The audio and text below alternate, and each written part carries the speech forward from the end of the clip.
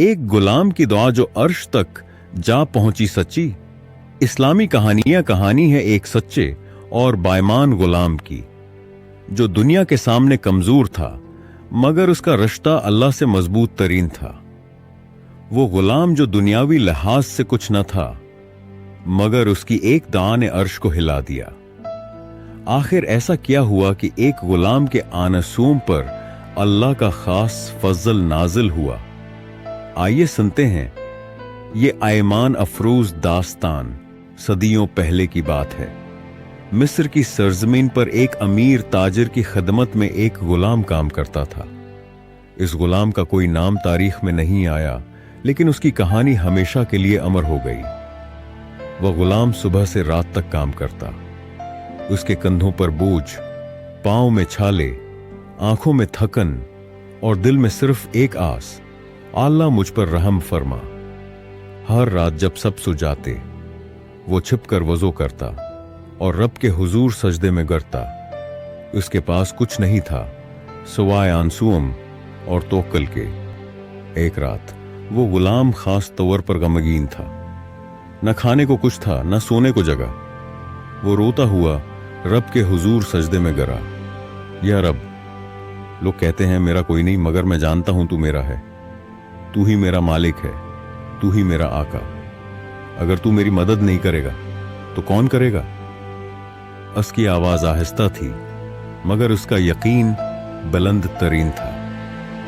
इसकी दुआ जमीन से उठी और अर्श तक पहुंची। फरशते अल्लाह के हुजूर अर्ज करते हैं, आए रब अल इज्जत, तेरा ये बंदा तुझसे कुछ नहीं मांग रहा सवाए तेरी रहमत के। अल्लाह ताला फरमाते हैं, मेरे फश्तू गवाह रहो, आज मैं इस बंदे की दुआ को रद्द नहीं करूंगा। अगले दिन सुबह शहर में एक ताजर मिस्र आया। वो असल में किसी और चीज के लिए आया था, मगर जब वो उस अमीर शख्स के घर आया जिसके पास वह गुलाम काम करता था, तो कुछ अजीब महसूस किया।